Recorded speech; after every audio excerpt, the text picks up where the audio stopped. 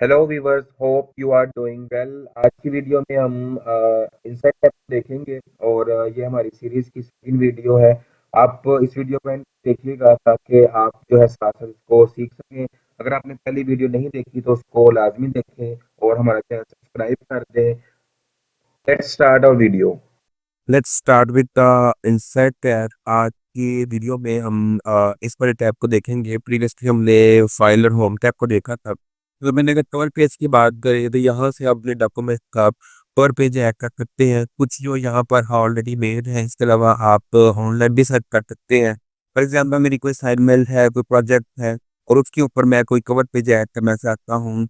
ये वाला यहाँ पर ईयर डॉक्यूमेंट टाइटल, आप यहाँ पर कोई भी यहाँ पे डॉक्यूमेंट टाइटल दे सकते हैं। इस तरह assignment for the business scheme, यहाँ से आप इसको टाइटल दे सकते हैं। ईयर, अगर इसमें कोई आप चेंजेस करना चाहें वो भी आप इसके अंदर इजीली चेंज कर सकते हैं। उसके बाद अगर हम आ जाएं नीचे इसकी डिटेल्स के ऊपर, तो नेम, कंपनी, जो कोई भी आप ऐड करना चाहें वो आप इसको यहाँ इजीली ऐड कर सकते हैं। उसके बाद अगर आप ऑप्शन रखते हैं ब्लैंक पेज का, तो यहाँ पर नेक्स्ट पेज आ जाएगा। ये टैब इतना ज़्यादा यूज़ नहीं होता। अगर हम बात करें पेज ब्रेक की, तो ये वाला टैब यूज़ होता है जब आप पहले पेज को दूसरे पेज से अलग करना चाहते हो। फॉर एग्जांपल, आप चाहते हो कि यहाँ पर आपकी नंबरिंग पहले 5 पेज के ऊपर 1 2 3 4 रहे और उसके बाद ABC आ जाए या रोमन आ जाए। तो इस तरह से आप जब पेज ब्रेक ऐड कर लेते हो, प्रीवियस पेज और नेक्स्ट पेज जो है वो आपका अलग अलग हो जाते हैं। नेक्स्ट काम आपका टेबल का है। यहाँ से आप जितना टेबल जनरेट करना चाहें डिफरेंट पर्पज के लिए वो कर सकते हैं। यहाँ से नहीं करना चाह रहे, आप ऐड करना चाहते हैं फॉर एग्जांपल इंसर्ट टेबल पे, तो यहाँ पे आप अपने रोज और कॉलम की तादाद लिखोगे और वो रो और कॉलम यहाँ पर क्रिएट हो जाएंगे इस तरह से। तो दोनों तरह से अपना टेबल जनरेट कर सकते हो। टेबल में आप क्या कर सकते हो कि लिस्ट बना सकते हो, एड्रेस एड्रेस वगैरह की, और साथ में फ़ोन नंबर। इस पर्पज़ के लिए आप इस टेबल को यूज़ करते हो। यहाँ पर इसकी डिफरेंट तरह की फॉर्मेटिंग आ जाती है which is related to designing. इसको हम डिज़ाइनिंग वाले टैब में देखेंगे।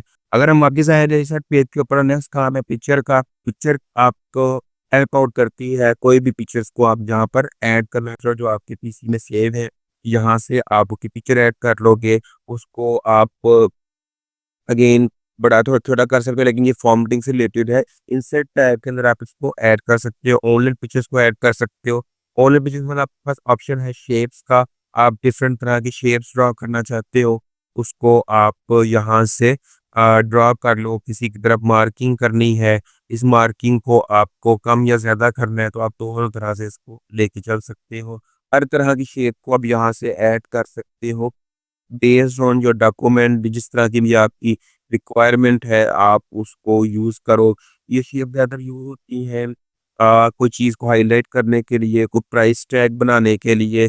तो इस तरह की आप शेप को यूज़ कर सकते हो। राइट क्लिक करके ऐड टेक्स्ट करोगे तो इसके अंदर टेक्स्ट आ जाएगा जिसको 35% ऑफ के साथ आप इस तरह से ऐड कर सकते हो, और बाद में इसकी कटिंग करके इसको मज़ीद बेहतर भी बनाया जा सकता है। तो उसके बाद अब स्मार्ट आर्ट है। स्मार्ट आर्ट यूज होता है लिस्ट बनाने के लिए, प्रोसेस बनाने के लिए। कोई मॉडल आप क्रिएट करना चाह रहे हैं, कोई हायरार्की क्रिएट करना चाह रहे हैं, रिलेशनशिप, जिस तरह का भी आपकी रिक्वायरमेंट है based on your presentation, based on your report, आप यहाँ पर जाएंगे और यहाँ से अपनी मर्जी का डिज़ाइन सेलेक्ट कर लेंगे। उस डिज़ाइन को सेलेक्ट करने के बाद वो यहाँ पर इंसर्ट हो जाएगा और यहाँ पे आप लिख दोगे CEO, लाइक मैनेजर और फाइनेंस, जो कुछ भी लिखना चाहोगे आप इस तरह से यहाँ पे हायरार्कीज क्रिएट कर सकते हो, उन्हें फॉर्मेट कर सकते हो। इसी तरह अगर हम बात करें और डिज़ाइंस की, तो स्मार्ट आर्ट के अंदर आप प्रोसेसेस वगैरह की तस्वीरें बना सकते हो। ये फर्स्ट के अंदर आप सबसे पहले जो है वो A पॉइंट आता है, फिर B पॉइंट आता है, C आता है, और यहाँ उनकी डिटेल्स लिखो। जिस तरह से भी आप करना चाहो, आपके पास मल्टीपल यहाँ पर ऑप्शन मिल जाते हैं स्मार्ट आर्ट में, जो आपके रेलिवेंट इंफॉर्मेशन की तरह आप यूज़ कर सकते हो। उसके बाद यहाँ पर आपके पास ऑप्शन है चार्ट्स का। जब आप कुछ डाटा लेके आओ, आपके पास कोई डाटा वो A और B का स्टेटिस्टिकल डाटा हो, तो यहाँ से आप डिफरेंट तरह के तो चार्ट क्रिएट कर सकते हो। बार चार्ट, पाई चार्ट, ये चार्ट यूज़ होते हैं रिप्रेजेंट करने के लिए किसी भी डाटा को। फॉर एग्जांपल ये अब चार्ट आ गया है, यहाँ पे सारे शीट ओपन हो गई है।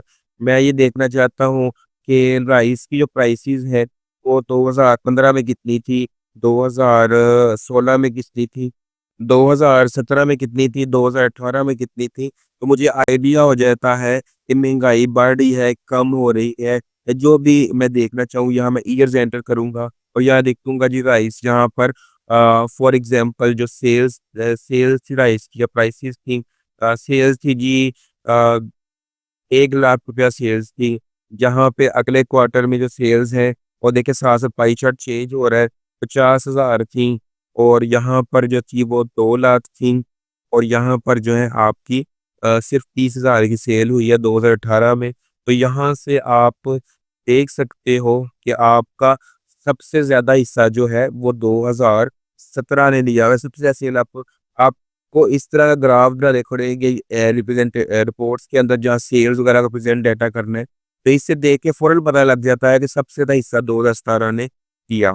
इसी तरह आप नेक्स्ट में चलो तो आपके सामने स्क्रीनशॉट है, ये इतना यूज़ नहीं होता, आप डायरेक्ट भी अपने कीबोर्ड से प्रिंट स्क्रीन के बटन से इसको यूज़ कर सकते हो। उसके बाद यहाँ पे जो ये वाले लिंक्स है ये इतने ज़्यादा यूज़फुल नहीं होते। आपका ज़्यादातर जो हिस्सा है इंसर्ट टैब में वो ये वाला यूज़ हो रहा होता है।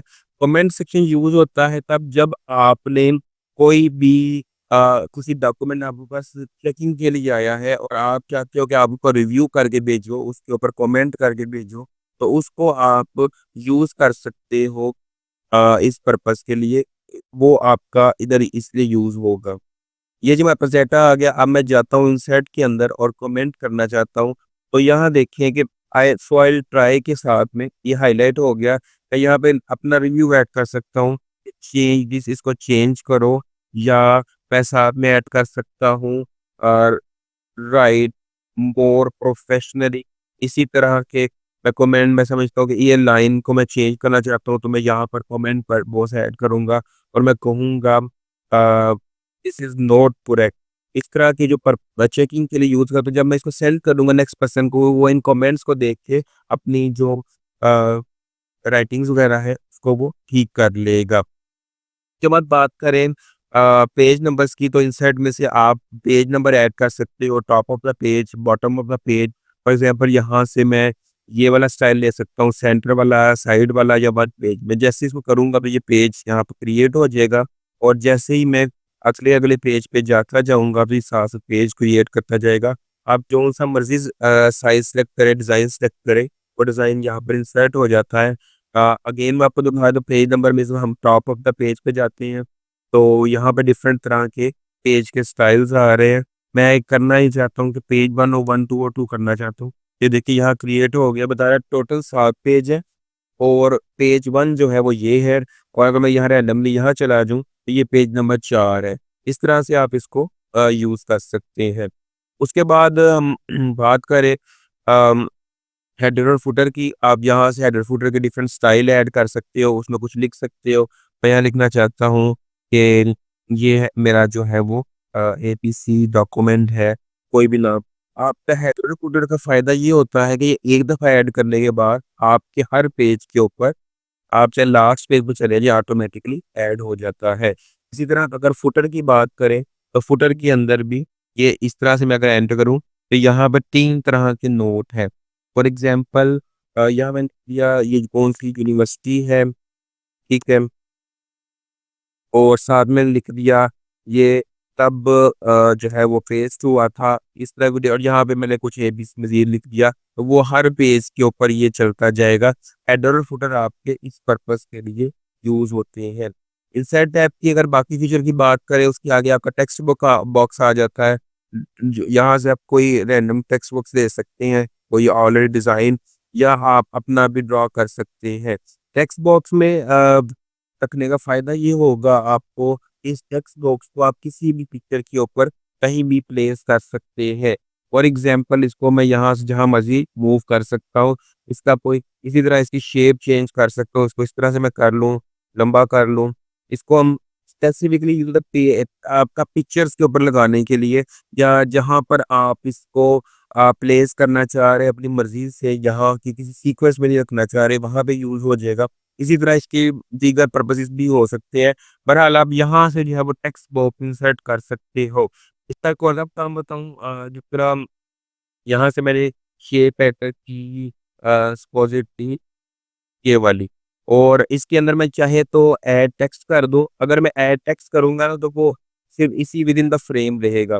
लेकिन अगर मैं इसके साथ इसका टेक्स्ट बॉक्स ऐड कर दूँ, तो मैं इसको जहाँ मर्ज़ी ईज़िली मूव करा सकता हूँ। वो मेरे लिए ईज़ी हो जाएगा। फॉर एग्ज़ाम्पल मैंने यहाँ पर पेस्ट किया अपना एक पैराग्राफ, इसको मैंने छोटा कर दिया 12 पर, ये इधर आ गया। अब इससे मुझे फ़ायदा क्या होगा? मैं इसकी एक तो आपको ये बता दूँ कि again it is related to formatting, यहाँ से मैं इसका शेप फिलिंग को ख़त्म कर दूँ, तो अब इसके बैक एंड पे कोई फिलिंग भी मौजूद नहीं है। इसी तरह इसका जो बैकग्राउंड है वो मैं इसको व्हाइट कर देता हूँ, वो व्हाइट हो गया। साथ में इसको मैं इसको जैसे मर्ज़ी इसके ऊपर पेस्ट कर सकता हूँ, अब ये सीक्वेंस में नहीं चलेगा, मेरे लिए इसको लेके चलना ईज़ी है। इसी तरह अगर मैं इसके अंदर ए टाइप करूँ या इस तरह से, और इसको मैं फुल जो है वो बड़ा कर दूँ, और साथ ही साथ इसको मैं कॉपी करके पेस्ट करता हूँ इस वाले टेक्स्ट बॉक्स। तो टेक्स्ट बुक का बॉक्स का देखिए ये भी फ़ायदा है कि आप इसके अंदर अलग-अलग तरह से टाइप करके इसकी एडजस्टमेंट करके अब मैं इसको यहाँ पे रख देता हूँ। तो यहाँ रख दूँ, फिर चाहे इसको इस तरह से कर दूँ, इसके बॉर्डर्स को ख़त्म कर सकता हूँ। तो इस तरह की जो डिज़ाइनिंग है, उसके लिए भी ये टेक्स्ट बुक जो है वो यूज़ हो जाते हैं।